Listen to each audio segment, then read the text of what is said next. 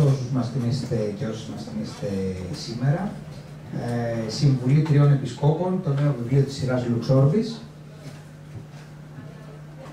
Θα ήθελα να πω κάποια πράγματα έξω, σχετικά με το βιβλίο, λιγάκι έξω από το βιβλίο, εντός θα έλεγα, που νομίζω όμως ότι έχουν ενδιαφέρον. Καταρχάς, να απαντήσω σε μια ερώτηση που τέθηκε πριν από λίγο εδώ στο πηγαδάκι που είχαμε. Πού το ανακάλυψες, μου είπε ο κ. Σιλιάκης.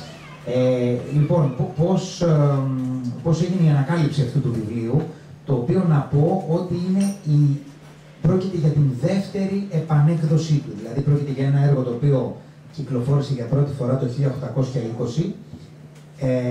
Η πρώτη του επανακυκλοφορία τοποθετείται στο 1836, δηλαδή 3 χρόνια μετά το θάνατο του Κοραή, και η δεύτερη επανακυκλοφορία του το 2025, σήμερα. Τώρα, πώς ακριβώς υπέπεσε στην αντίληψή μου. Το 2021, στη σειρά Λουξόρδης, παρουσιάσαμε μια πολύ ενδιαφέρουσα δίδυμη έκδοση με αφορμή τα 200 χρόνια από την Ελληνική Επανάσταση. Δηλαδή, εκδώσαμε το τρίτο τεύχος του ριζοσπαστικού περιοδικού Μέλισσα, όπως ακριβώς εκδόθηκε στο Παρίσι την άνοιξη του 1821. Η Μέλισσα ήταν ένα ριζοσπαστικό διαφωτιστικό περιοδικό, το οποίο εκδιδόταν από κοραϊστές του Παρισιού, από ανθρώπους δηλαδή οι οποίοι ανήκαν στον κύκλο του Αδαμάντιου Κοραή με προεξέχουσα μορφή τον Κωνσταντίνο Νικολόπουλο. Τυπώθηκαν 3 συνολικά τεύχη της Μέλισσας, το 1819, το 1820 και το 1821. Το τεύχος του 1821, όπως είπα, είναι το πιο ριζοσπαστικό, το τεύχος δηλαδή το οποίο περιέχει τις πιο προωθημένες ιδέες για την εποχή. Σε κάθε ένα από αυτά τα 3 τεύχη, οι συντάκτες της Μέλισσας προκυρήσουν έναν διαγωνισμό. Δηλαδή, βάζουν ένα θέμα, το οποίο θέμα απευθύνεται στους εκατοντάδες συνδρομητές του περιοδικού. Τα περιοδικά τότε λειτουργούσαν με συνδρομητές, στέλνονταν σε όλες τις ευρωπαϊκές πόλεις όπου υπήρχε ελληνισμός. Και στο τρίτο τεύχος της άνοιξης του 2021 υπάρχει ένας ριζοσπαστικός διαγωνισμός με τίτλο «Ποια και πόσα είναι τα κακά που έχουν προξενήσει και εξακολουθούν να προξενούν στο δυστυχές ημών γένωση περισσότεροι των αρχιερέων από τον Πατριάρχη Φώτιο μέχρι εκείνη την εποχή». Φοβερό, έτσι, δηλαδή την περίοδο ακριβώς που ξεσπάει η Επανάσταση στην Πελοπόννησο και στη Μορφοβλαχία, Έλληνες διαφωτιστές στο Παρίσι προκυρήσουν ένα διαγωνισμό για τα δεινά που έχει προκαλέσει ο κλήρος στον ελλαδικό χώρο. Ο διαγωνισμός αυτός δεν ολοκληρώθηκε ποτέ, γιατί πολύ απλά το περιοδικό διέκοψε τη λειτουργία του λόγω του ξεσπάσματος της Επανάστασης. Δεν γνωρίζουμε αν οι συντάκτες του έλαβαν εργασίες από συνδρομητές ή οτιδήποτε άλλο σχετικό. Οπότε εμείς ως σειρά Λουξόρδης 200 χρόνια αργότερα αναβιώσαμε αυτό το διαγωνισμό και κυκλοφόρησε μια δίδυμη έκδοση, δηλαδή μαζί με την επανατύπωση της Μέλισσας, κυκλοφόρησε και μια άλλη έκδοση με τίτλο «Ο αμφιλεγόμενος ρόλος της Ορθόδοξης Εκκλησίας στην Ελλάδα», με αρκετούς συμμετέχοντες, έτσι με βραβεία αντίστοιχα του διαγωνισμού του 1821. Τώρα, εκείνη την περίοδο έπεσε στα χέρια μου ένα αρκετά μεγάλο και σε διαστάσεις και σε έκταση έργο της Εκατερίνης Κουμαριανού, η οποία ήταν ιστορικός και εξειδικευμένη στο κομμάτι του προεπαναστατικού τύπου.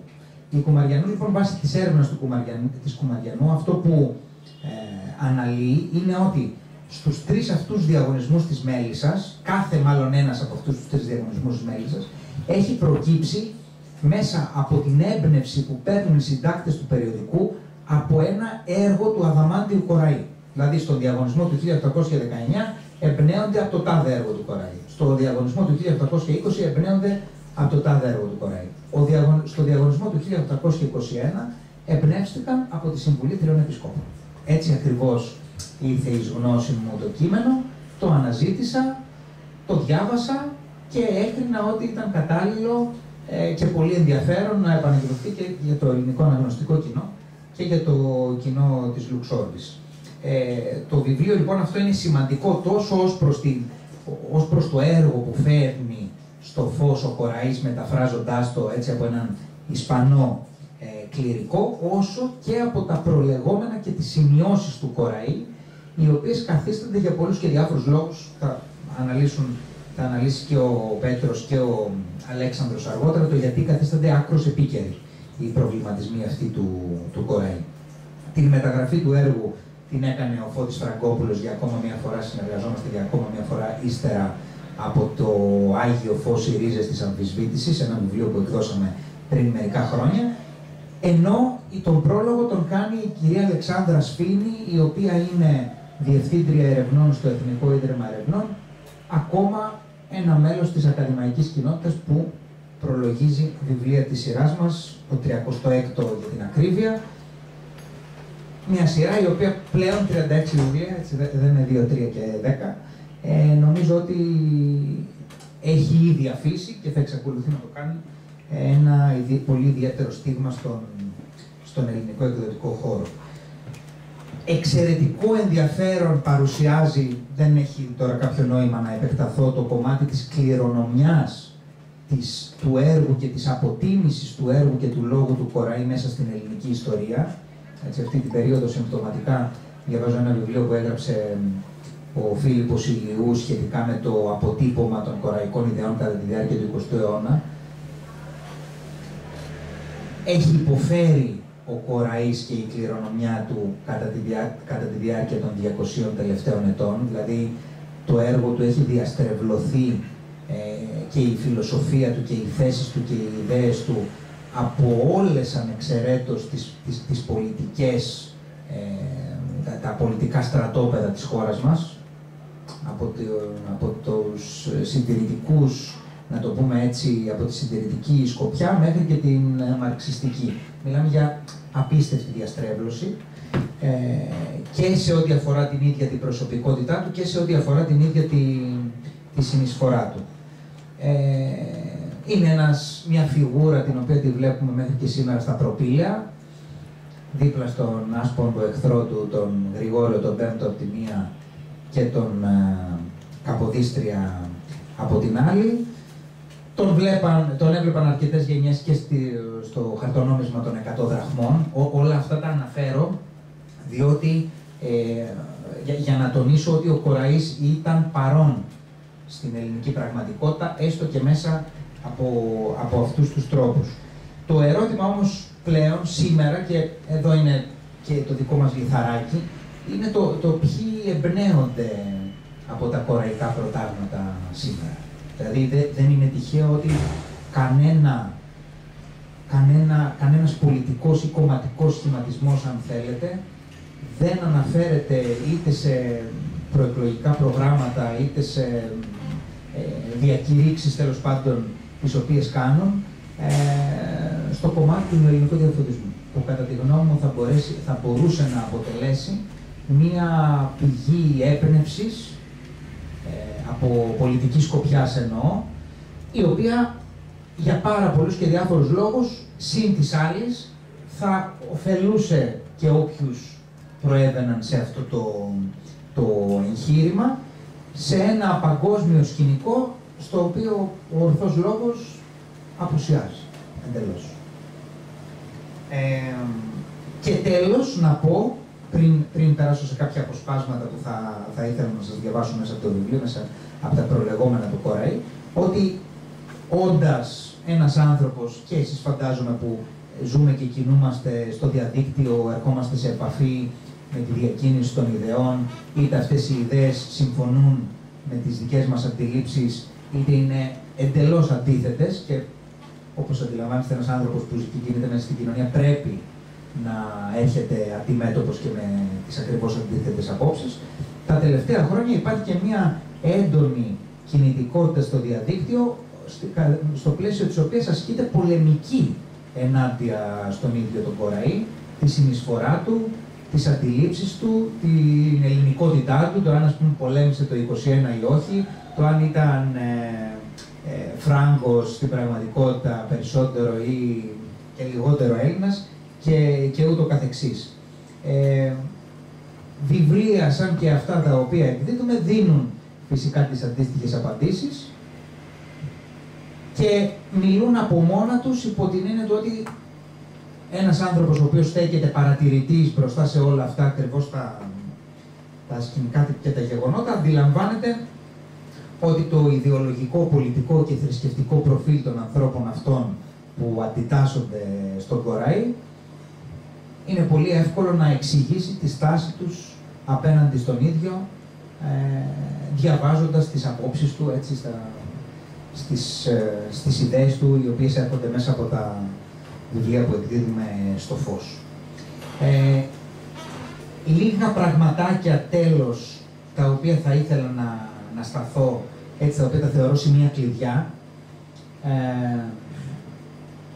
Γράφει εδώ ο Κοραής, έτσι, ο οποίος γράφει συγκρίνοντας κάποιες καταστάσεις ανάμεσα στη Δυτική Εκκλησία και στην Ανατολική Ορθόδοξη Εκκλησία, ότι οι ιερωμένοι μας, να ανοίξω μια μικρή παρένθεση, ο Κοραής έχει βαθύτατα στρατηγική σκέψη σε όλα αυτά που γράφει, δηλαδή γνωρίζει σε ποιους απευθύνεται και γνωρίζει πώς ακριβώς πρέπει να διατυπώσει αυτά τα οποία έχει μέσα στο μυαλό του, με σκοπό να επηρεάσει το αναγνωστικό κοινό. Δηλαδή, αν εμείς τηλεμεταφερθούμε αυτή τη στιγμή στο 1821 και εκφράσουμε τις ιδέες τις οποίες πρεσβεύουμε, θα έφευγαν τρέχοντας οι άνθρωποι που είχαμε απέναντί μας, δεν το συζητάμε. Εδώ φεύγουν τρέχοντας. Ναι, εντάξει, όχι όλοι, έτσι, αλλιώς. Αλλά οι εποχές είναι πολύ, πολύ διαφορετικές. Όταν λοιπόν διαβάζουμε κείμενα του Κοραή, πρέπει να τα βλέπουμε και να σκεφτόμαστε με βάση το περιβάλλον στο οποίο γράφει. Και ο άνθρωπος αυτός έχει μια βαθύτατη στρατηγική σκέψη και γράφει ό,τι γράφει γιατί έχει λόγο να το γράψει. Θέλει να επηρεάσει τις καταστάσεις αυτές και όχι απλά να αποτελέσουν τα κείμενά του μια αντιδραστική φωνή την οποία θα ακούσουν 1, 2, 3 και 5 άνθρωποι. Γράφει λοιπόν εδώ πως οι ιερωμένοι μας βέβαια δεν ετόλμησαν ποτέ ούτε τόση πλεονεξία, ούτε τόση δυναστεία να δείξουν κατά των κοσμικών, όπως συνέδειξε της Δυτικής Εκκλησίας ο κλήρος. Και εδώ τώρα έχει ένα σημαντικό έτσι που θα ήθελα να το πω. Και εις τούτο φαίνεται ότι συνήργησαν τα εξής αίτια. Πρώτον, ο επιβαλμένος στην Ανατολική Εκκλησία ζυγός των Γρεκορωμαίων Αυτοκρατόρων. Έχει κι άλλα, θα σας διαβάσω από κάτω, συνεχίζεται η πρόταση. Απλά εδώ σταματώ για να καταδειχθεί αυτό το οποίο είναι γνωστό στους ανθρώπους που ασχολούνται με την εποχή, αλλά αξίζει να το τονίσουμε εδώ, ότι ο Κοραής είναι ακόμα ένας λόγιος και στοχαστής εκείνης της εποχής που θεωρεί το Βυζάντιο και τους Βυζαντινούς Αυτοκράτορες ως ακόμα έναν κατακτητή μετά τους Ρωμαίους και πριν τους Οθωμανούς. Είναι πολύ σημαντικό, πολύ σημαντική εδώ αυτή η αναφορά. Δεν σκεφτώ που είχες βρει. Ναι, θα το πω. Εδώ άλλο ένα απόσπασμα, αλλά της βαρβαρότητος στο σκότος όταν ήρχισε να διαλύεται στους Ευρωπαίους κατά τους αυτούς χρόνους, επαχύνετο επιπλέον εις ημάς, επειδή και αυτά τα μικρά λείψανα των προγονικών φώτων και εισώζοντες αυτά λόγοι άνδρες, περάζοντες εις την δυτικοτέραν Ευρώπη, εγύμνωσαν την Ελλάδα από παιδευτάς και παιδευτήρια.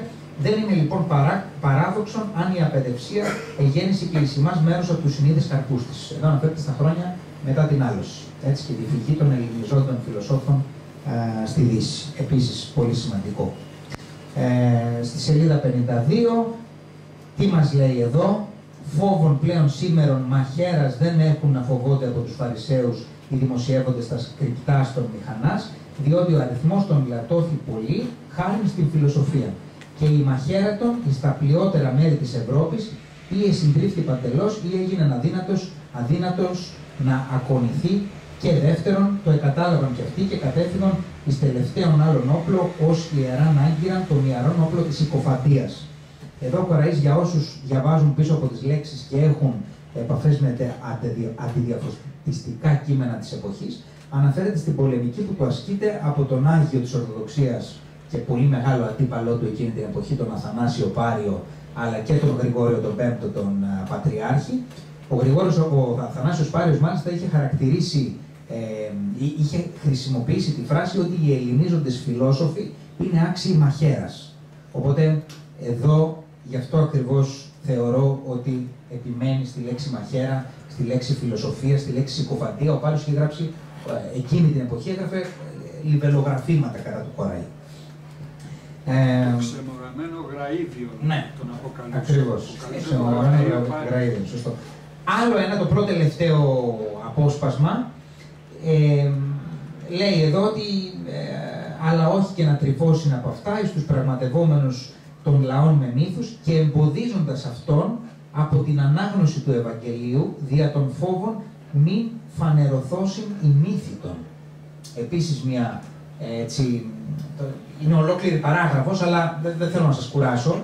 Αναφέρει ότι η ανάγνωση των Ευαγγελίων, η προσεκτική ανάγνωση των Ευαγγελίων εκ μέρους του απλού κόσμου θα φανερώσει τους μύθους του κλήρου. Άρα ο Κοραής μας λέει σχεδόν στα ίσια ότι θεωρεί το περιεχόμενο των Ευαγγελίων μυθεύματα.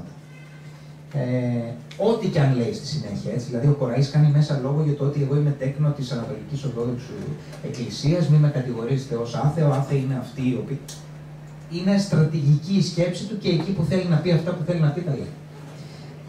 Και τέλος, στη σελίδα 60 είναι αυτό που ήθελε να διαβάσω ο Πέτρος, είναι το τελευταίο.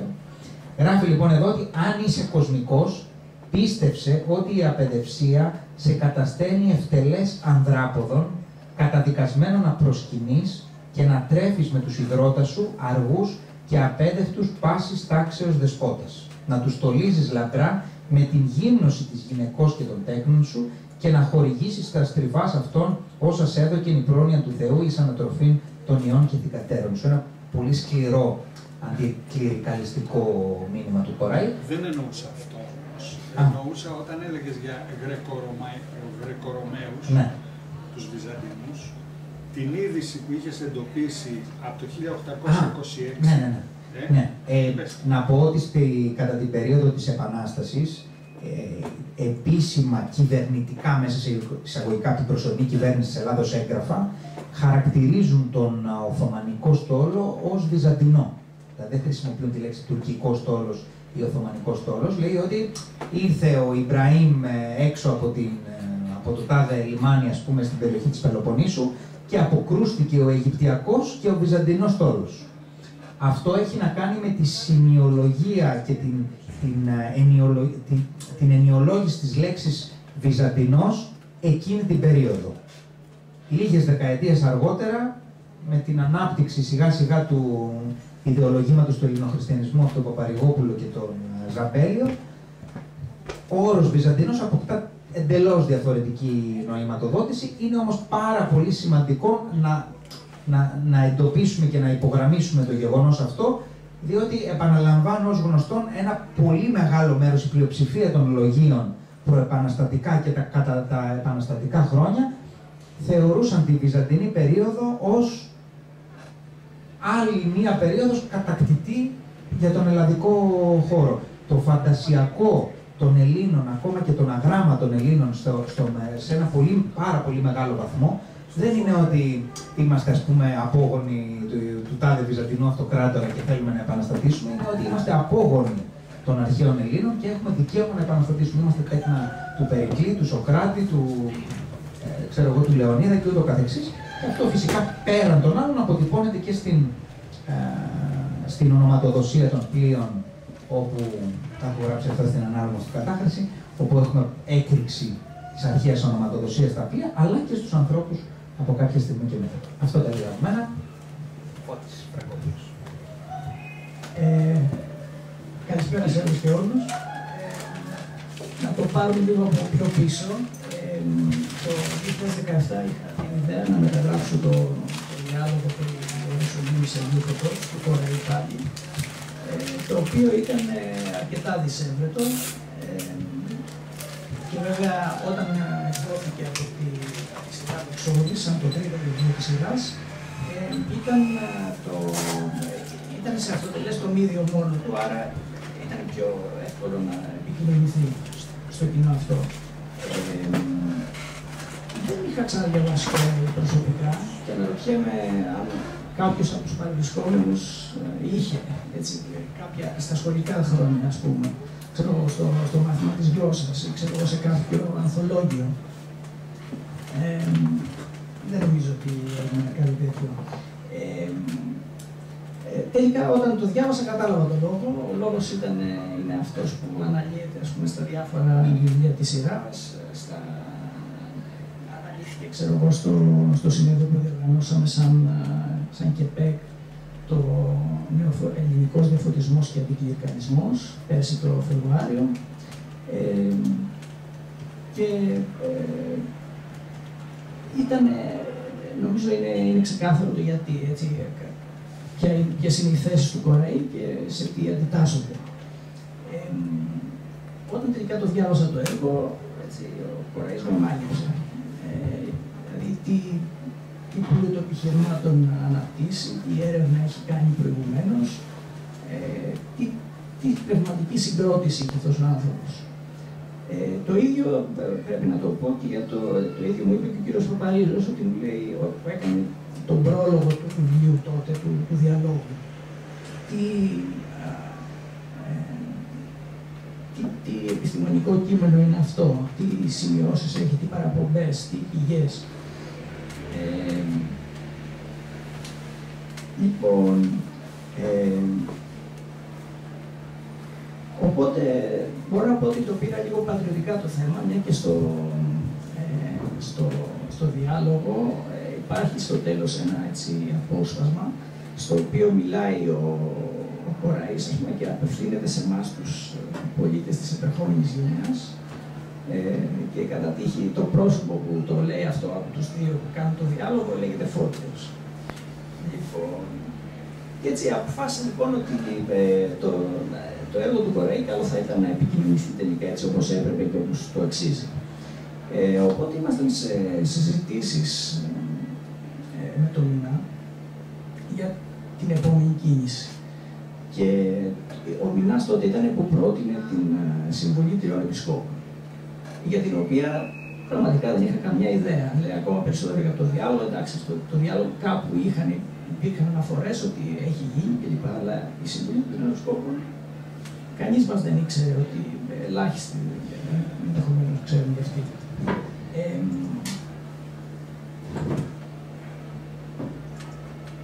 Τώρα, γιατί μιλάω αρκετά για το διάλογο, είναι γιατί με αυτά τα δύο έργα γράφτηκαν μαζί και το λέει άλλωστε και ο ίδιος ο Κοραής στη Συμβουλή των Επισκόπων, σε μια σημείωση προς το τέλος, όπου ουσιαστικά αναγγέλει το διάλογο. Και αυτά τα δύο βιβλία είναι, ας το πούμε, τα πιο αντικληρικαλικά του και σχετίζονται πάρα πολύ μεταξύ τους, ενδεχομένως απευθύνονται και στο ίδιο κοινό. Προαναγγέλει δηλαδή ότι θα γράψει για το Άγιο Φως μελλοντικά. Ακριβώς.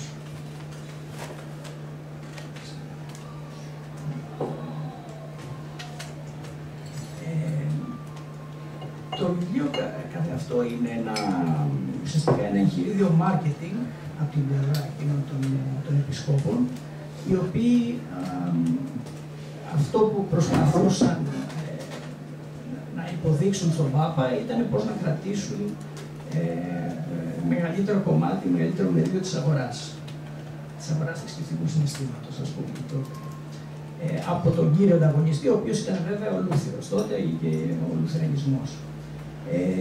Υπάρχουν διάφορα σημεία τα οποία μπορεί κανείς να εντοπίσει. Είναι τα θεάματα, δηλαδή το πώς θα κάνουν το κοινό, το θρησκευτικό κοινό να εντυπωσιαστεί και να παραμείνει στο επίμιο το δικό τους. Είναι ο πολλαπλασιασμός, ας πούμε, των μακριών χεριών του Πάπα και της θρησκευτικής εξουσίας μέσα στην κοινωνία. Άρα τότε μιλάγανε για τα μοναστικά τάγματα, για τους καρδινάλιους, να πολλαπλασιαστεί ο αριθμός τους. Στη σημερινή εποχή αυτό θα μπορούσε το ρόλο να τον αναλάβουν οι ιερωμένοι, αλλά ίσως και οι θεολόγοι καθηγητές. Είναι κάτι το οποίο έτσι το έχουμε συναντήσει όσοι ασχολούμαστε με το μάθημα των θρησκευτικών και με τον έλεγχο της παιδείας από την Εκκλησία. Άλλα σημεία που μπορεί να δει κανείς είναι το συμφέρον. Έτσι, πώς μάλλον θα επικοινωνήσουν στο κοινό ότι είναι προς το συμφέρον του να παραμείνει σε αυτό το κοπάδι. Έτσι. Έχει να κερδίσει παρά από το να μείνει παρά να φύγει.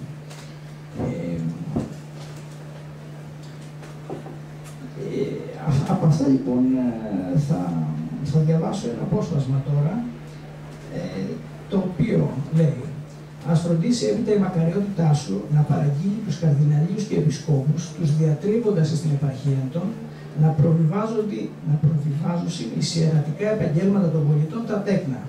Τούτο είναι το θαυμασιότερο και συντομότερο μέσο να κρατώνται οι λαοί στους θεσμούς της πίστεως.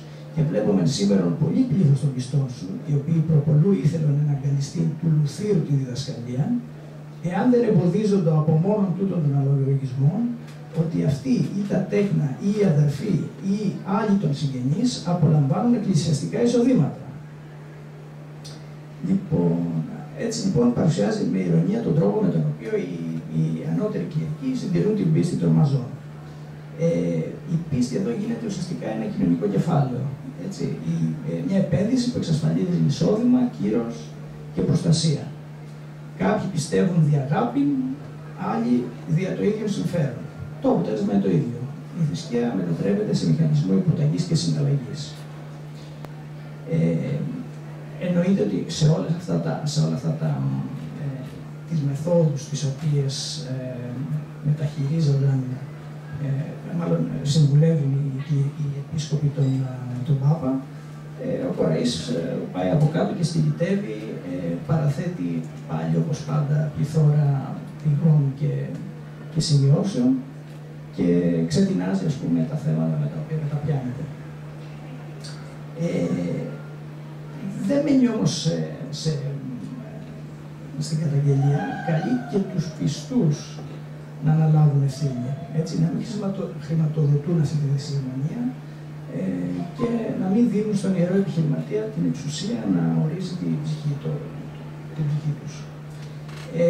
Αυτό δηλαδή για μένα είναι ένα από τα δύο κύρια σημεία. Το πρώτο είπαμε ότι είναι καταφέρεται ενάντια στη θρησκευτική εξουσία. Κατά δεύτερο, νομίζω ότι θέλει να επικοινωνήσει με το πίμνιο, με τους θρησκευόμενους συμπολίτες του. Αυτά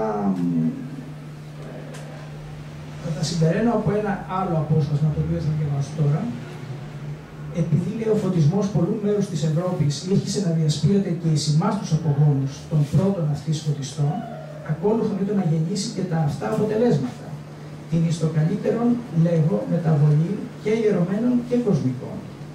Ούτε η ίση κοσμική έχουμε πλέον, την οποία είχαμε προπεντήκοντα ετών απλότητα, για να μην είπε ότι χειρότερον άλλο,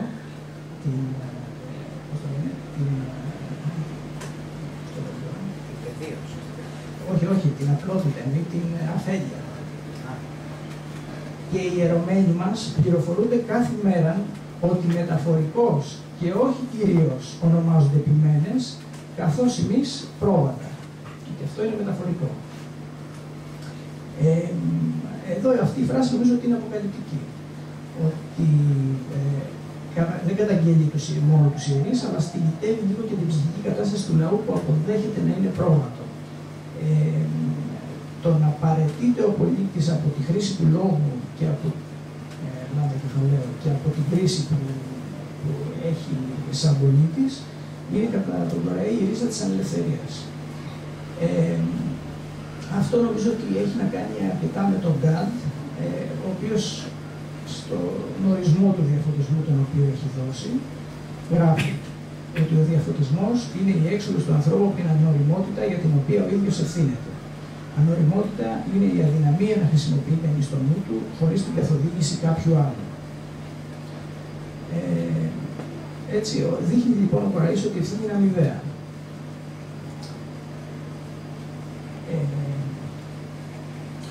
Και νομίζω ότι δεν είναι τυχαίο ότι απευθύνεται μόνο σε φιλοσοφούντες ή στους μορφωμένους της εποχής. Θεωρώ ότι το κάνει όλο αυτό μιλώντας στους πιστούς ομοεθνείς του. Όπως είπε και ο Μινάς, με στρατηγική σκέψη απευθύνεται σε αυτούς και θέλει να αφυπνίσει τη θρησκευτική συνείδηση των συμπατριωτών του και να τους καλέσει να μην είναι απλοί δέκτες, αλλά να είναι ενεργοί κριτές της αλήθειας. Βλέπει ότι αυτός ο λαός καταπιεσμένος για αιώνες έχει μάθει να υπακούει χωρίς να ρωτάει και γι' αυτό οι λόγοι του είναι παιδαγωγικοί και όχι μόνο φιλοσοφικοί. Καλεί τους Έλληνες να πάψουν να πιστεύουν μηχανικά, να πάψουν να βλέπουν θαύματα εκεί όπου υπάρχει απάτη, να πάψουν να δέχονται ως αυθεντία ό,τι δεν αντέχει στον έλεγχο της λογικής. Και αυτό νομίζω ότι είναι και το βαθύτερο παιδευτικό του αίτημα, να αντικατασταθεί η πίστη του φόβου με την πίστη του νου, με μια παθητική ευσέβεια να αντικατασταθεί με ενεργή ηθική ευθύνη.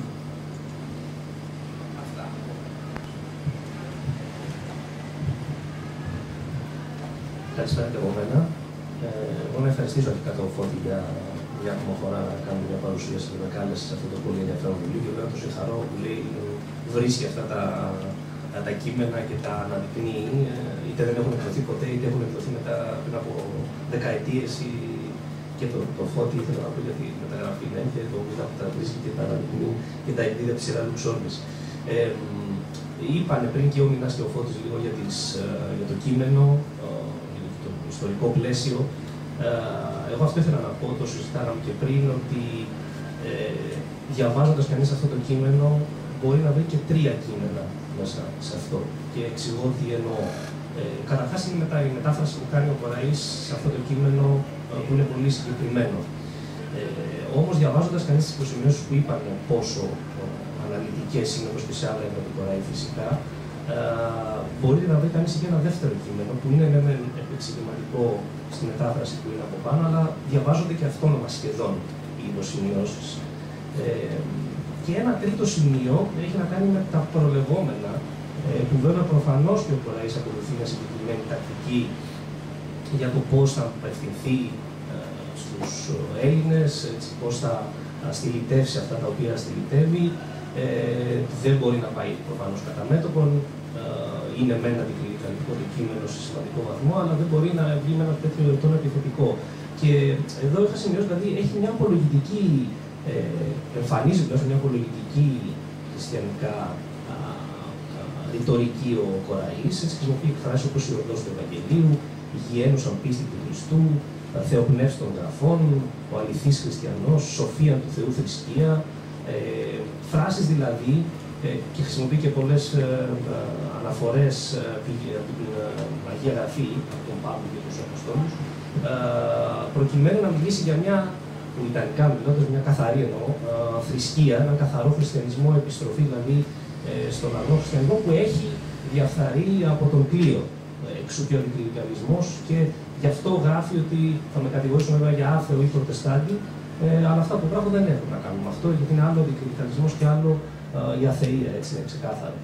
Προφανώς και τονίζει τη σημασία της φιλοσοφίας, το πόσο σημαντική είναι η φιλοσοφία, πόσο σημαντικό είναι η φιλοσοφία να πάψει να είναι θεραπενίδα της θεολογίας και να μην έχει καμία σχέση. Βέβαια, σε κάποια σημεία γράφει ότι μπορεί να βοηθήσει και την ίδια τη θρησκεία να γυρίσει πίσω σε εκείνες τις ρίζες της, τις πιο καθαρές, τέλος πάντων. Εκεί βέβαια θυμάται κανείς, εγώ θυμήθηκα λίγο του Φλομπέρ, το Κουβά και Πεκισέ, που σε ένα διάλογο με έναν Αβά λέει ο Αβάς ότι κύριε δεν μπορεί να είναι κανείς και σοφός και χριστιανός. Μπορεί να το διαβάσει κανείς από 2 μεριές αυτό. Βέβαια, τα σημεία τα οποία ήδη προαναφέρανε ο Φώτης του Μινάς είναι η κριτική στην εξουσία και στον πλουτισμό της Εκκλησίας, με έμφαση βέβαια στη Δυτική Εκκλησία, αλλά με αναφορές και στον ανατολικό βραχείο, αν θέλετε, της Εκκλησίας. Και η δυσιδαιμονία βέβαια περιλαμβάνεται σε αυτό.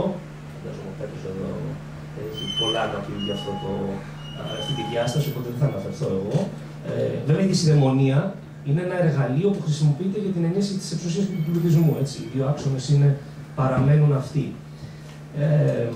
Τώρα, εγώ θα ήθελα να μείνω, μάλλον να αναφέρω και κάποια, να το μεταφέρω λίγο στο πιο σύγχρονο, γιατί συζητάμε ακόμα και σήμερα.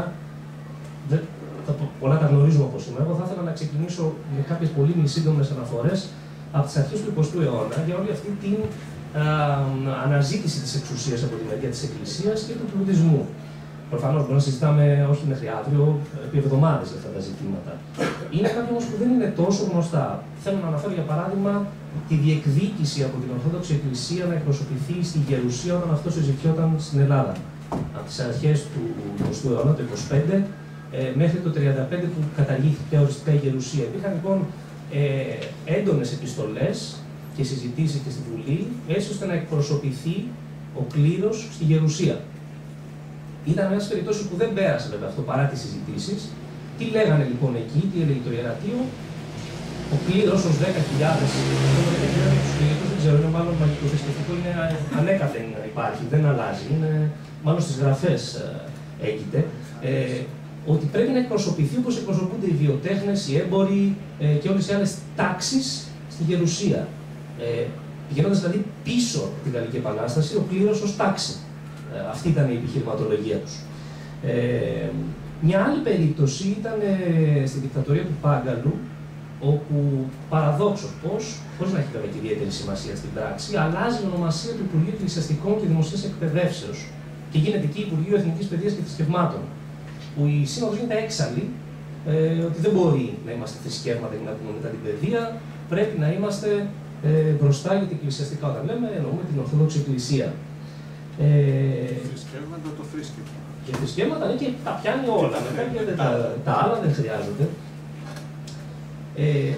Μια άλλη περίπτωση που επίσης ίσως δεν είναι πολύ γνωστή είναι επιμεταξά ο αστικός κώδικας.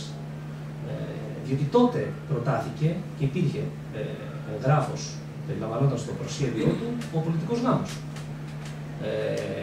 Τότε λοιπόν ο Μεταξάς ζήτησε και διαμαρτυρήθηκε και η εβραϊκή κοινότητα, γιατί ήθελε να υπάρχουν θρησκευτικά εβραϊκά δικαστήρια να κανονίζουν τα του γάμου, που λέμε για τη Σαρία σήμερα, αλλά διαμαρτυρήθηκε η Σύνοδος και είπε δεν μπορεί να μπει πολιτικός γάμος για τα γνωστά, η διαφθορά της οικογένειας, των ελληνοορθόδοξων ηθών κτλ. Ο Μεταξάς λοιπόν παρεμβαίνει, διαγράφεται ο πολιτικός γάμος από το προσχέδιο και η Σύνοδος πανηγυρίζει ότι είναι άξιο τέκνο της Ανατολικής Ορθοδόξου Εκκλησίας ο Μεταξάς. Σημειώνω εδώ ότι δεν περίμεναν αυτό. Είχαν μνήσει την δικτατορία 2 μέρες μετά, την 4η Αυγούστου, με ειδική ανακοίνωση υπέρ του Μεταξά λόγω του αντικομμουνισμού. Θυμήθηκα επίσης μια περίπτωση, επειδή έγινε πρόσφατα και το περιστατικό με τον εκπαιδευτικό εντός της Εκκλησίας και προέκυψε ξανά μια συζήτηση. Υπάρχουν πολλές περιπτώσεις της Εκκλησίας που ζητάει να διωχθούν κληρικοί, ο Βελμούζος, η Ιμβριώτη, τα Μαρασιλιακά. Εκπαιδευτική, ναι, εκπαιδευτική. Και μία περίπτωση ήταν του Αυροτέλη Ελευθερόπουλου, καθηγητή στο Πανεπιστήμιο Θεσσαλονίκης, πρίτανη κιόλας, ο οποίος είχε γράψει, μάλιστα ήταν ίσως από τα πρώτα κείμενα στον 20ο αιώνα περί ανυπαρξίας του Θεού, η ηθικότητα χωρίς θρησκεία και ούτω καθεξής. Οπότε εκεί η Σύνοδος ζητάει ήδη από το 1933-1934 να διωχθεί από το Πανεπιστήμιο και το καταφέρνει βέβαια επί Μεταξά, το 1937 πια. Και όταν ο Ελευθερόπουλος το ρωτάει το Υπουργείο γιατί έγινε η δίωξή μου και λέει γιατί το ζήτησε η Εκκλησία. Από εκεί και πέρα τώρα για διώξεις, επειδή ακούστηκε έτσι περί ετεροδόξων, υπάρχουν πάρα πολλά τεκμήρια, όχι απλώς αφηγήσεις, υπάρχουν τεκμήρια,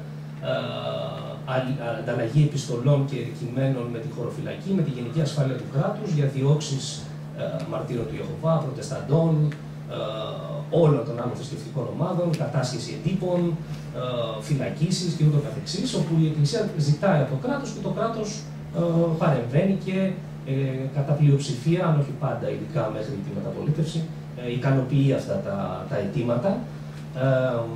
Υπάρχουν πάρα πολλά και στο Υπουργείο Εξωτερικών για το πώς έρχονται τα έντυπα και πρέπει να τα σταματήσουμε στα τελωνία και να κατασχεθούν και ούτω καθεξής. Θυμίζω βέβαια ότι επί Μεταξά καθιερώθηκε ότι πρέπει να δίνει άδειο ο επιχώριος Μητροπολίτης για να κτιστεί ναός άλλης θρησκείας, μέχρι να καταργηθεί το 2006, και βέβαια ο προσελκυτισμός που ήταν κατά της Ορθόδοξης μόνο Εκκλησίας. Παρεμβάσεις βέβαια φτάνουν μεταγενέστερα και μέχρι σήμερα. Έχουν υπάρξει όμως διαφοροποίησεις, δεν ικανοποιούνται πάντα, ειδικά τα τελευταία 50 χρόνια. Γι' αυτό πολλές φορές λέω ότι τη βλέπουμε την εκοσμίκευση αν τη δούμε σε βάθος χρόνου και ειδικά από το 1974 και μετά. Ο δεύτερος άξονας έχει να κάνει με τα οικονομικά. Στα οικονομικά μπορεί να αναφέρει κανείς πάρα πολλά. Να θυμίσω μόνο ότι πάλι όλο τυχαίνει και είναι στη δικτατορία, επί δικτατορίας συνταγματαρχών, εξισώθηκε ο μισθός των κληρικών με των δημοσίων υπαλλήλων. Ένα πάγιο αίτημα. Και μετά έγινε ειδική τελετή στη Μητρόπολη, τιμήθηκε ο Παπαδόπουλος και αυτός ως άξιο τέκνος βέβαια της Ορθόδοξης Εκκλησίας. Και επίσης εκεί είχα συγκεντρώσει και διάφορες πηγές, διάφορα φεκ τότε της Χούντας, με δεκάδες φοροαπαλλαγές. Από τη βενζίνη στα αυτοκίνητα των Μητροπολιτών μέχρι άλλες φοροαπαλλαγές. Το οικονομικό δηλαδή ήταν πάρα πολύ έντονο. Βέβαια αυτό που πρόσφατα έψαχνα στο αρχείο μου και βρήκα, ένα καταπληκτικό προϋπολογισμό στο αρχείο τότε του Αρχιεπισκόπου Χρύσανθου, 7-8 σελίδες. Τίθεται ένα ζήτημα να οργανωθεί αποστολή και εσωτερικά, όχι στο εξωτερικό, έτσι, για να θυμηθούν οι Έλληνες να ξαναγίνουν χριστιανοί, να μην το ξεχάσουν. Έναν αναλυτικό προϋπολογισμό για το πώς θα αστηθεί αυτή η ιεραποστολή. Με πάρα πολλούς άξονες, από εκδόσεις, από το να τα άμφια να τα φτιάχνει, να γίνει ειδικό μοναστήρι που θα τα φτιάχνουν καλόγριες για να γλιτώσουμε το 25-30% των εμπόρων παραπάνω στο κέρδος. Ειδικά έντυπα. Θα μοιραστούμε με το κράτος, γράφουνε, τα χαρτόσημα από διάφορες τελετές μισά-μισά. 600.000 δραχμές ο καθένας. Θα βγάζουμε δίσκο ειδικά γι' αυτό. Θα μας βοηθήσουν οι άνθρωποι που ξέρουμε, οι βιομήχανοι, οι διάφοροι θα δώσουν τόσα, οι δήμοι θα δώσουν τόσα. Όλα κοστολογημένα. Γράφουν ένα έξοδο κάποια στιγμή, τι θα πιάνουν τα έξοδα, τα οποία υπολόγισαν σε 2,1 εκατομμύρια δραχμές τότε. Τα έσοδα, γιατί έχουν και ένα εύρος, σου λέει από 2 σε 7 εκατομμύρια που υπολογίζουμε, με το χαμηλότερο έβγαλε ένα έσοδο 17,5 εκατομμύρια δραχμές. Είχαν υπολογίσει ότι με αυτόν τον τρόπο μπορούμε πολύ εύκολα να εξοικονομήσουμε αυτά τα χρήματα και να οργανωθούμε. Υπάρχουν πάρα πολλά τέτοια παραδείγματα. Ξέρουμε και νεότερα, επενδύσεις σήμερα πια, ακούμε για πεντάστερα ξενοδοχεία, resort, τις εκτάσεις τις μοναστηριακές, ακούμε για επενδύσεις διαφόρων ειδών και φυσικά για τα ευρωπαϊκά χρήματα.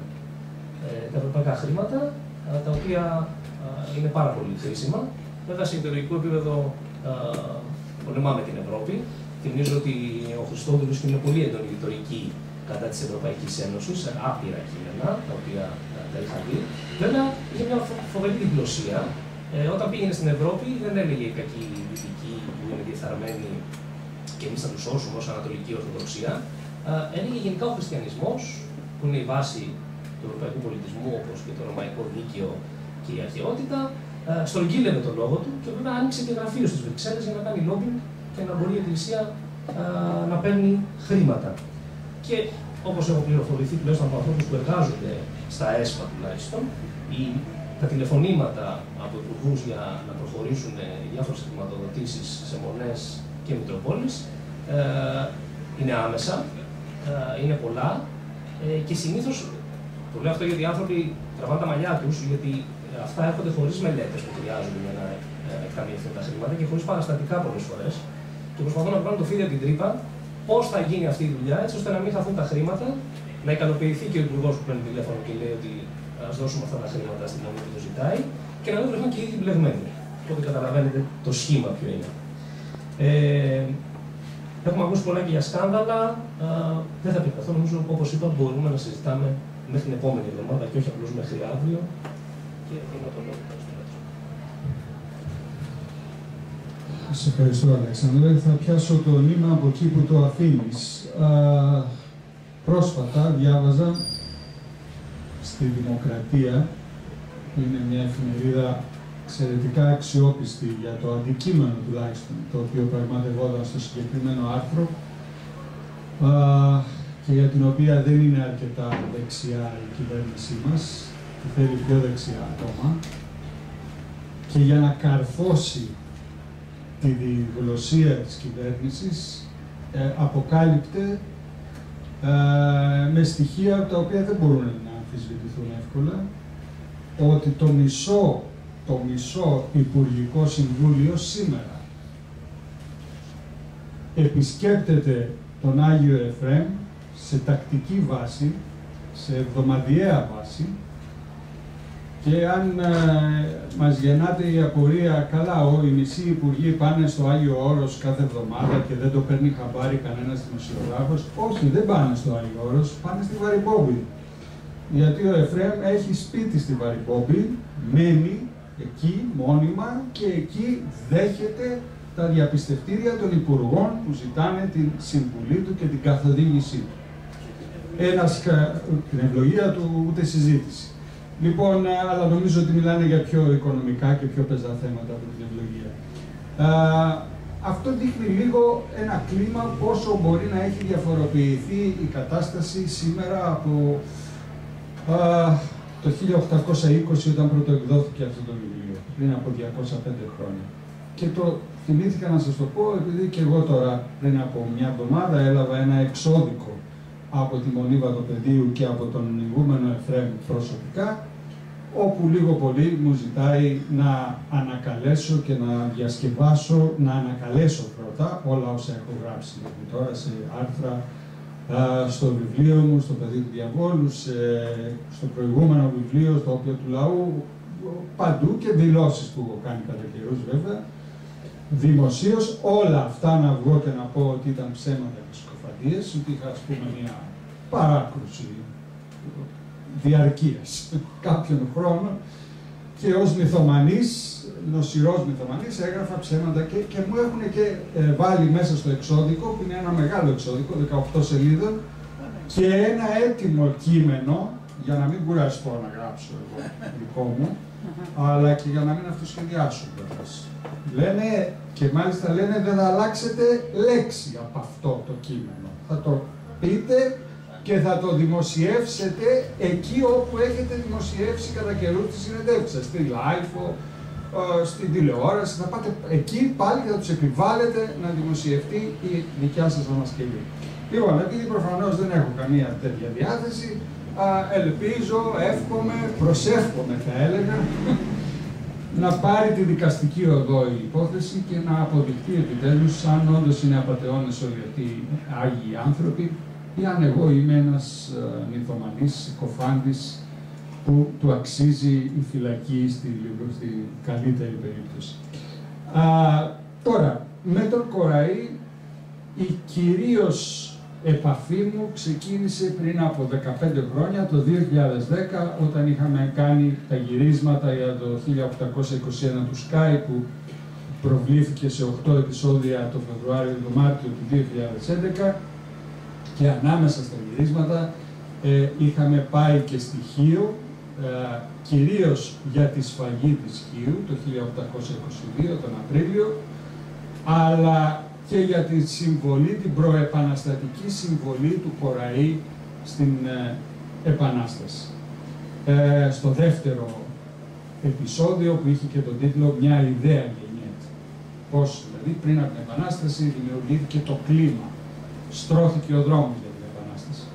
Εκεί πρέπει να σας πω, στα γυρίσματα και στα διαλύματα των γυρισμάτων, όπου έψαχνα και έβλεπα τα αρχεία, έχουν η βιβλιοθήκη στοιχείο που έχει και το όνομα Αδαμάντιος Κοραής, είναι αφιερωμένη πόλη σε αυτόν, έχει εξαιρετικά αυθεντικά κείμενα από την αλληλογραφία του. Ανακάλυψα λοιπόν εκεί πέρα έναν άνθρωπο εντελώς διαφορετικό από αυτό που είχα στο κεφάλι μου. Τι είχα στο κεφάλι μου? Αυτό που έχουν οι περισσότεροι από την εκπαίδευσή του στο ελληνικό σχολείο. Ότι ήταν κάποιος άκαπνος Ευρωπαίος εκεί πέρα, που εκεί που καθόταν στο Παρίσι έλεγε και μερικές πομφόλιγες ανάμεσα στις άλλες, και ότι χρειαζόμαστε ακόμα 50 χρόνια για να γίνει η Επανάσταση, δεν είναι ακόμα ο καιρός. Και ότι αφού ήταν έξω από το χορό, πολλά τραγούδια έλεγε. Δηλαδή δεν τον είχα και πολύ σε... Ένας φραγκολεβαντίνος φαινόταν να είναι και από το παρουσιαστικό του και από ό,τι φαίνεται από τις εικόνες του που έχουν διασωθεί, καμία εκτίμηση. Μέσα στη βιβλιοθήκη Κοραή, λοιπόν, στοιχείο, ανακαλύπτω έναν άνθρωπο, έναν ριζοσπάστη, θα λέγαμε πολύ μαχητικό, μαχόμενο ριζοσπάστη, που έχει αλληλογραφεί με αντίστοιχους Ευρωπαίους και Αμερικανούς ριζοσπάστες σε υψηλότατο επίπεδο. υψηλότατο. Ένα μέρος της αλληλογραφίας του είναι, ας πούμε, αν θυμάμαι καλά, αν δεν μπερδεύω το όνομα του Προέδρου, με τον Τόμας Τζέφερσον, ο οποίος είχε κάνει ένα πέρασμα από το Παρίσι και είχε γνωρίσει τον Κουραή, και η αλληλογραφία του συνεχίστηκε και όταν ο Τόμας Τζέφερσον ήταν στην Αμερική και ήταν πρόεδρος των ΗΠΑ. Δεν μιλάμε δηλαδή για κάποιο περιθωριακό διανοούμενο εκεί πέρα, που μιλάμε για έναν mainstream, τον απόλυτο διανοούμενο εκείνης της εποχής. Λοιπόν, όταν ακούω τη μομφή μέχρι σήμερα, γιατί δεν ήρθε να πολεμήσει ο Κοραής, δύο πράγματα συγκρατώ. Το ένα είναι ότι αν ερχόταν ο Κοραής με την δημοσιότητα που είχε ο ίδιος, με την αναγνωρισιμότητα που είχε ο ίδιος, θα τον συλλαμβάνανε πριν φτάσει, καν πατήσει στο ελληνικό έδαφος. Δεν υπάρχει η παραμικρή αμφιβολία.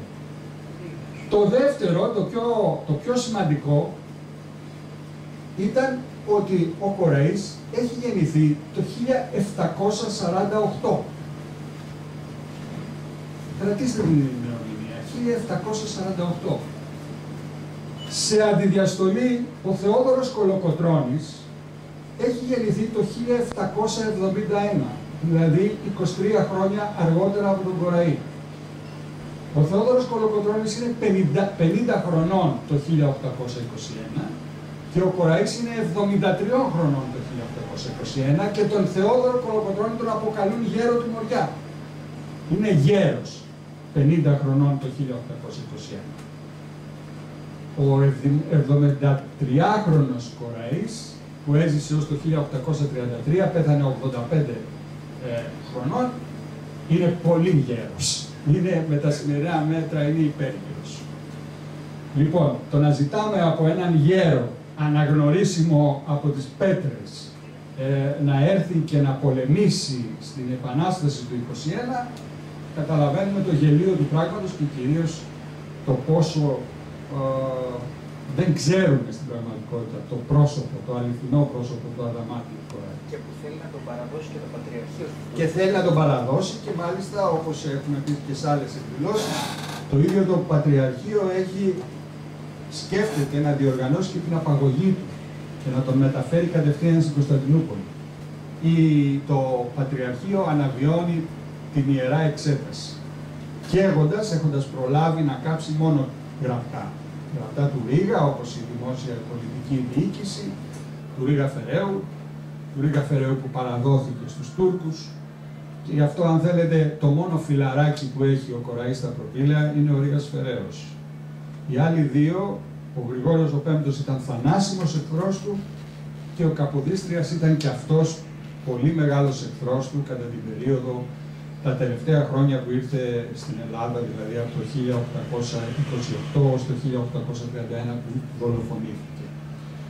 Το βιβλίο αυτό λοιπόν δεν θα σας κουράσω, γιατί ήδη νομίζω επαρκέστατα δόθηκε το πλαίσιο και της εποχής και της έκδοσης του βιβλίου από το Φώτη και το Μινά και σύνδεση με τα σημερινά δεδομένα από τον Αλέξανδρο, οπότε θα μείνω μονάχα σε τρία πάρα πολύ αστεία ή τραγελαφικά μάλλον αποσπάσματα από τις σημειώσεις του Κοραή. Όπως υπόθηκε, είναι ένα δεύτερο βιβλίο και σίγουρα μεγαλύτερο σε έκταση από το πρώτο βιβλίο. Οι σημειώσεις είναι μεγαλύτερες, περισσότερες από το κυρίως σώμα του βιβλίου, όπου μιλάει για τρία πράγματα, τρεις πληγές, αν θέλετε, που είναι ανοιχτές μέχρι σήμερα. Είναι απίστευτο το πόσο επίκαιρο είναι αυτό το βιβλίο, οι σημειώσεις του πόσο επίκαιρες είναι. Λοιπόν, θέλοντας να δείξει την εξουσία που έχει η Εκκλησία ή που θέλει να αποκτήσει η εξουσία εις βάρος της πολιτικής εξουσίας, και αφού λέει ακριβώς όπως υπόθηκε ότι δεν είχαν την ευκαιρία στην ελληνική Ορθόδοξη, στην Ανατολική Εκκλησία, να έχουν τόση εξουσία στα χέρια τους όσο είχαν στη Δύση, αυτό για τον Κοραή είναι πολύ καθαρό ότι ήταν θέμα ευκαιρίας. Δεν τους δόθηκαν οι ευκαιρίες που δόθηκαν στους ρασοφόρους στη Δύση. Από πού αντλούν άραγε το θράσος οι ρασοφόροι να θέλουν πολιτική εξουσία? Έχει ένα σπαρταριστό, πολύ σύντομο απόσπασμα, μία δήλωση του Γρηγορίου του Πρώτου, ενός από τους Πάπες, που έζησε τον 11ο αιώνα. Αυτή τη δήλωση την έχει κάνει το 1073 συγκεκριμένα, που εξηγεί γιατί η Εκκλησία πρέπει να έχει μεγαλύτερη εξουσία και από τους βασιλιάδες. Γιατί πρέπει να είναι πάνω από τους βασιλιάδες. Και λέει, ακούστε λίγο το συνειρμό που κάνει ο Γρηγόριος ο Πρώτος. Οι βασιλείς είναι υπήκοοι των δαιμόνων. Στανταράκι αυτό. Το θεωρούμε δεδομένο. Οι βασιλείς κάνουν ό,τι τους λένε οι δαίμονες. Οι δαίμονες όμως υπακούουν ως δούλοι, γιατί και αυτοί είναι υπάλληλοι, είναι και αυτοί, στους εξορκιστάς. Στον εξορκισμό. Που άμα ρωτήσετε τον Μητροπολίτη Πειραιώς Σεραφείμ, σήμερα θα σας πει βεβαίως και υφίσταται εξορκισμός, αλλά εμείς κάνουμε τον original, τον αυθεντικό εξορκισμό, όχι οι απατεώνες στη Θεσσαλονίκη. Εμείς έχουμε το know-how του εξορκισμού. Συνεχίζει λοιπόν ο Κοραής. Οι δαίμονες, είπαμε, είναι δούλοι των εξορκιστών. Οι βασιλείς, άρα, φτάνει και στο συμπέρασμα, είναι κατώτεροι των εξορκιστών. Αφού είναι κατώτεροι από τους δαίμονες, που οι δαίμονες είναι κατώτεροι από τους εξορκιστές, είναι κατώτεροι και των εξορκιστών, οι βασιλείς. Και αν των εξορκιστών είναι κατώτεροι, άρα πόσο μάλλον των ιερέων. Οι ιερείς είναι και πάνω από τους εξορκιστές. Γιατί κάποιοι από τους ιερείς είναι εξορκιστές, αλλά όλοι, ακόμα και οι εξορκιστές, υπακούν στους ιερείς. Με αυτή λοιπόν την ακράδαντη καρτεσιανή λογική, ο Γρηγόριος ο Πρώτος πιστεύει ότι πρέπει η Εκκλησία να είναι πάνω, η εκκλησιαστική εξουσία να είναι πάνω από την κοσμική. Δεν υπόθηκε ιδιαίτερα, δεν τονίστηκε ιδιαίτερα, κάποια στιγμή, νομίζω το είπε ή ο Φώτης ο Αλέξανδρος, ότι η κυρίως κατηγορία που προσάπταν στον Κοραή εκείνο τον καιρό δεν ήταν τόσο ότι ήταν άθεος, αυτό το είχαν γενικώς όλους άθεους τους αποκαλούσαν για να ξεπερδεύουν.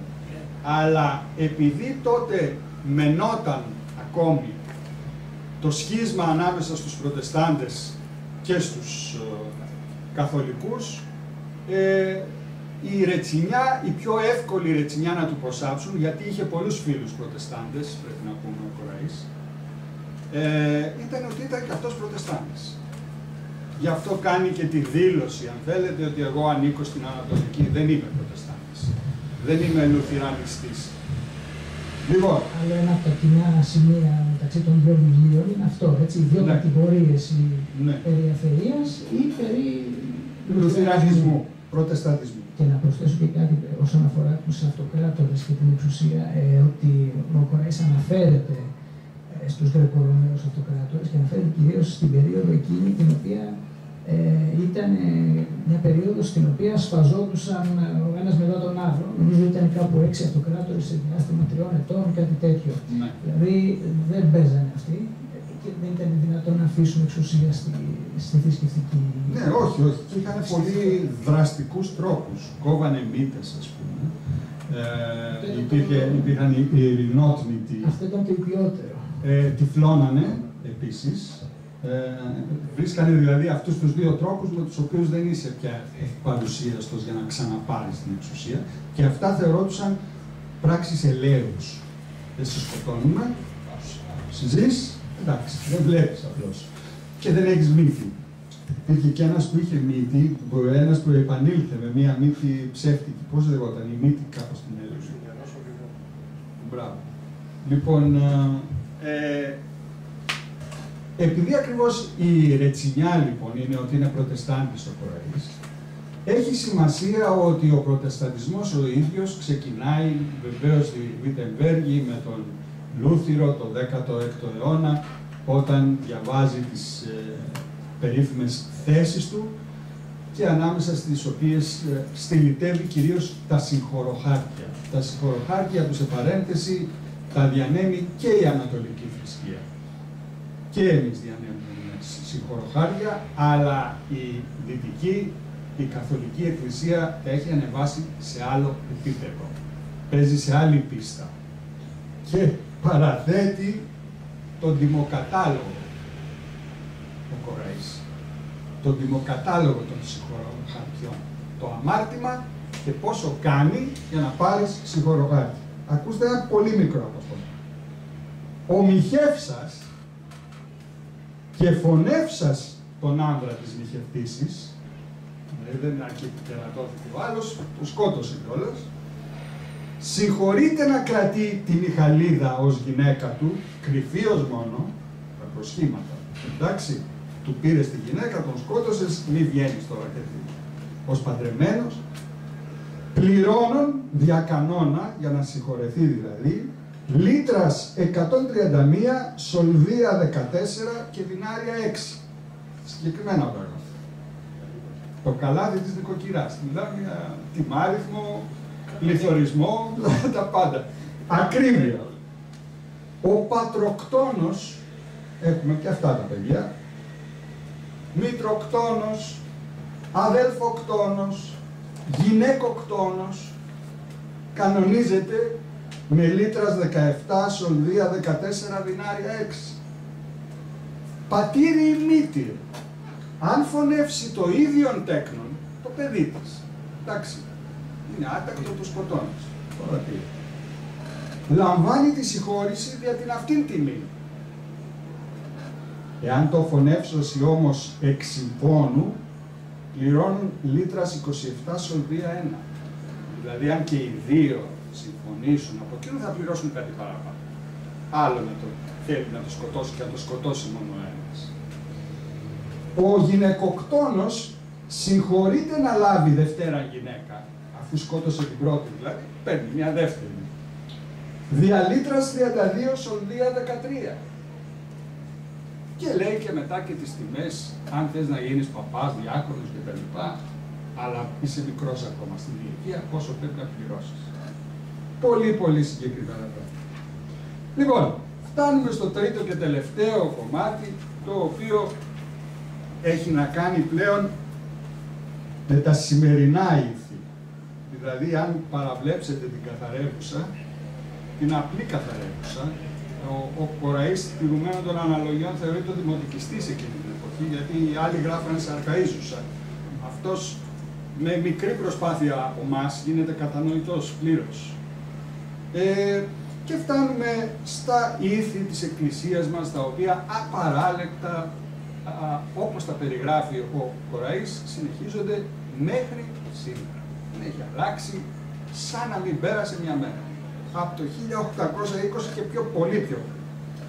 Λοιπόν, εξηγεί διαμακρών, δεν θα σας το διαβάσω φυσικά ολόκληρο, πως οι πρώτες κοινότητες που ο Κοραής ως ένας φονταμενταλιστής τα λέγαμε, δηλαδή κάποιος που θέλει να γυρίσει τις πηγές, χωρίς το φανατισμό των φονταμενταλιστών, αλλά όλο το κλίμα του βιβλίου είναι η καθαρότητα της αρχαίας εποχής σε σχέση με την παρακμή και την πτώση της σημερινής εποχής, δηλαδή του 19ου αιώνα, των αρχών του 19ου αιώνα. Λοιπόν, μέσα σε αυτό το κλίμα λέει ότι οι πρώτοι χριστιανοί δεν είχαν ούτε ναούς ούτε τίποτα. Μαζεύονταν στα σπίτια και κάνανε λειτουργίες μεταξύ τους. Επίσης δεν τιμούσαν ιδιαίτερα όσους πεθαίνανε, αλλά αυτούς που είχαν διακριθεί, είχαν μαρτυρήσει, τους βάζανε μία πλάκα πάνω από τον τάφο τους που έγραφε το μαρτύριο του συγκεκριμένο που είχαν περάσει ή τι είχαν πράξει άξιο θαυμασμού στη ζωή τους. Μετά οι ανάγκες της αγοράς όμως, επειδή η Εκκλησία είναι επίσημη, κρατική, πάει λέγοντας, συνδυάστηκε με τους διωγμούς των ειδωλολατρών κτλ. Οδήγησε στο να υπάρχει ανάγκη αυτά τα λείψανα, τους νεκρούς, όχι απλώς να τους θάβουν και να βάζουν μια πλάκα από πάνω, τιμητική, έτσι, τιμή Σένεκεν, αλλά να τους περιφέρουν κιόλας. από σπίτι σε σπίτι. Είχαν αρχίσει να φτιάχνουν και ναούς. Φτιάχνανε και πολυτελέστατους ναούς. Ο Ιουστινιανός, για παράδειγμα, την Αγία Σοφία την έφτιαξε κυριολεκτικά με το αίμα του λαού του. Δηλαδή ήταν τόσο φρικτή η φορολογία για να φτιαχτεί η Αγία Σοφία. Λοιπόν, αρχίσανε να περιφέρουν τα διάφορα λείψανα. Οι ανάγκες αγοράς μεγαλώσαν ακόμα περισσότερο και δεν καλύπτανε τις ανάγκες αυτές, τα υπάρχοντα λείψανα. Και έπρεπε να βρουν άλλα, τυχαία λείψανα. Αρχίσαν να ανοίγουν λοιπόν τους τάφους. Άρχισε το λειψανεμπόριο. Λοιπόν, και λέει, αφού εμπορεύτηκαν δηλαδή και τα αληθή και τα πλαστά μέλη των μαρτυρικών σωμάτων, μαζί τα αληθινά και τα ψεύτικα, βλέποντες οι λειψανέμποροι ότι ευτυχεί το εμπόριο, πάει καλά το εμπόριο, επενόησαν νέο άλλο είδος πραγματείας, νέο είδος εμπορίου, πιο προχωρημένο. Συγκαταρρυθμίσαντες με το παλαιόν και ό,τι άλλο αρχαιότητος μαρτύριο ή δύνατο να αυξήσει τη δυσιδαιμονία του όχλου. Τότε δηλαδή ανακαλύψανε και το μυξομάντιλο του Ιησού Χριστού. Το βρήκανε το μυξομάντιλο, φτερνιζόταν ο άνθρωπος, δηλαδή πώς μάζευε. Και το πινάκιο, στο οποίο έφαγε με τους μαθητάς του το τελευταίο Πάσχα. Πού έφαγε? Το βρήκανε. Βρήκανε τα πιάτα, βρήκανε που τρώγανε.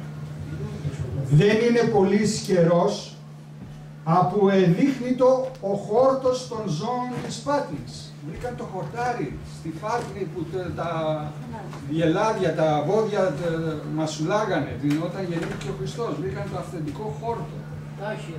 Όπου εγεννήθη. Τα σπάργανα, τα μπεϊμπιλίνο του Χριστού, βρεθήκανε τα σπάργανα. Ο ομφαλός, κόπηκε ο ομφαλός, το βρήκανε και αυτό. Και το εσχρότερο, τα γράφει το 1820. Αυτή του η ακροβιστία. Εβραίος ο Χριστός, είχε κάνει περιτομή, βρήκανε την ακροβιστία, την ίδια. Το πετσάκι που κόπηκε, το βρήκανε και αυτό. Το αίμα εις φιάλιν. Βρήκαν το αίμα του.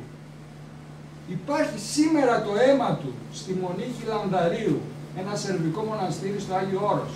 Το αίμα του Χριστού σε φιάλι. Το βγάζουν και το περιφέρουν. Αυτά του τα δάκρυα εις άλλη φιάλι. Μάζεψαν τα δάκρυα σε φιάλι και τα βρήκανε. Τα βρήκανε το 16ο αιώνα.